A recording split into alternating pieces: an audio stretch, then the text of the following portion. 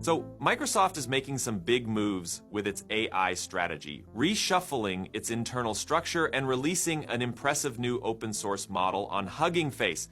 We'll break down the key announcements from Satya Nadella and the team, dive into the new Core AI platform and tools division, and cover the news about Microsoft's phi4 model going fully open source. There's a lot to unpack, so let's get into it. First, let's talk about the reorganization. If you've followed Microsoft for a while, you know they've been pivoting toward AI for the past few years. But in early 2025, Satya Nadella, who's the chairman and CEO of Microsoft, spelled it out bluntly. We're entering the next innings of this AI platform shift, and everything's about to move at lightning speed. Like 30 years of tech change condensed into just 3. So he's basically saying that in 2025, every single layer of the application stack is going to be impacted by AI. It'll be akin to someone inventing a new graphical user interface, plus new internet servers, plus cloud-native databases, all rolled out almost at once. So to keep up with this paradigm shift, Microsoft's forming a brand new engineering group called Core AI, Platform and Tools. This group blends together several crucial parts of the company: their developer division, which handles Visual Studio, GitHub, and so on, the AI platform team, think Azure AI Foundry, and certain teams from the Office of the CTO, including folks working on AI supercomputer projects, AI agentic runtimes, and something called Engineering Thrive. Bringing all these teams under one roof means Microsoft can build an end-to-end Copilot and AI stack that both Microsoft itself and external customers can use. Essentially, we're talking about the creation of agentic apps with memory, entitlements, and what they call action space, all powered by big AI models. Jay Parikh, formerly an engineering chief over at Meta, is the new executive vice president in charge of this Core AI platform and tools division.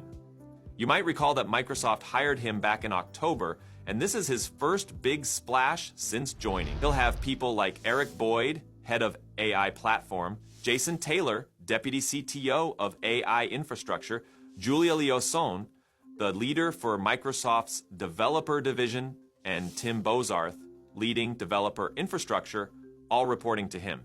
This shift really signals that the entire developer division, which used to revolve around traditional coding tools, is now pivoting firmly into AI. In fact, part of their mission is to power GitHub Copilot, which is already a big product that helps developers with AI-assisted coding.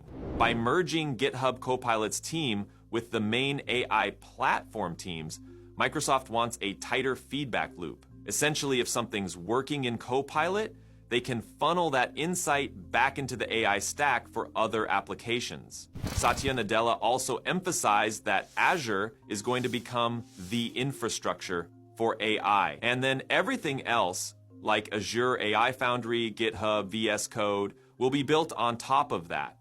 Microsoft's broader vision is an AI-first app stack that changes how every SaaS application is developed.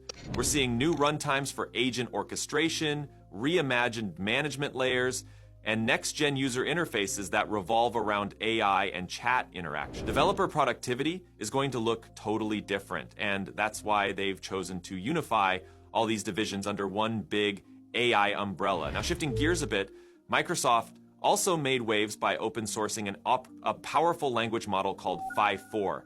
It first appeared last month, but back then, it was only available through Microsoft's Azure AI Foundry platform. Now, however, they've dropped the entire model, weights and all, onto Hugging Face under the MIT license. That's a really big deal if you follow open source AI, because most large-scale models out there either aren't fully open or come with restrictive licenses. phi4, on the other hand, is fully out there, and it's apparently smashing a bunch of benchmarks, even outperforming some bigger name models in areas like advanced math and coding. So what's special about phi4? For starters, it's a 14 billion parameter model, much smaller than those massive 70B or 100B giants, that was trained on 9.8 trillion tokens of both curated and synthetic data. Microsoft reports top-tier results on tests like math, MGSM, human eval, and other advanced reasoning challenges.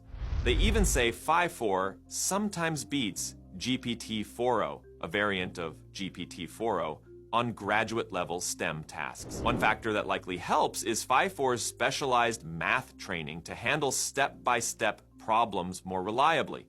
They also expanded its context window to 16,000 tokens, so it can handle longer text inputs, like extensive code files or research articles. Phi4 is a dense, decode-only transformer, but Microsoft put tons of effort into cleaning and generating its training data. They used synthetic data generation, plus curated organic data, and finished it off with advanced post-training methods, supervised fine-tuning, SFT, direct preference optimization, DPO, and something called pivotal token search. Essentially, they identify the specific tokens that make or break a solution, then teach the model to pick the right ones at those critical moments. Another major concern is hallucination, when the model fabricates fact. To tackle this, Microsoft built in a refusal mechanism. If the model isn't sure about an answer, it'll hold back rather than guess. They tested this on a data set called Simple QA, think obscure trivia, and the new approach leads to more "I'm not sure" responses instead of random misinformation. Comparisons to other big-name models, think Google, Meta, Anthropic, are inevitable. Yes, 14B parameters is smaller, but Microsoft says phi4 can hold its own or even outperform larger alternatives in certain niches like coding and higher-level math. The size difference also means less overhead, great if you don't have massive GPU farms. And because phi4 is fully open-sourced under MIT, you can adapt or fine-tune it without license worries. In their technical report, Microsoft notes it excelled on fresh math competitions, like the November 2024 AMC, to confirm it's not just memorizing old data. They also tested coding tasks, such as human eval plus dot. If you're a developer, a fast, relatively compact model that still knocks out tough problems is pretty appealing. Still, it's not perfect. Phi4 can stumble on extremely detailed instructions or less common facts. Microsoft also acknowledges the persistent risks of bias or harmful outputs even after repeated red teaming tests. No generative AI system is foolproof after all. This release ties into Microsoft's broader AI push. Under the new Core AI Platform and Tools group, led by Jay Parikh, Microsoft is unifying its developer tools and AI infrastructure. They're aiming for an end-to-end Copilot and AI stack, and phi4 is part of that strategy.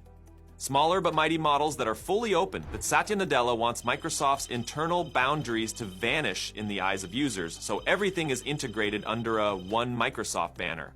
The idea is to make agentic AI apps as routine as opening Visual Studio once was. So that's the story, a big reorg at Microsoft all about AI. Plus, this major open source release of phi4, a 14B per mega per model you can now freely explore on Hugging Face. If you do check it out, just be mindful of its limitations, especially for high-stakes use. But hey, that caution applies to any AI tool these days. What do you think? Will combining dev and AI teams at Microsoft supercharge innovation? Is open sourcing top-tier models the best path for AI? Let me know your thoughts. And if you enjoyed this overview, feel free to share it with anyone who loves AI. Thanks for watching, and I'll see you in the next one.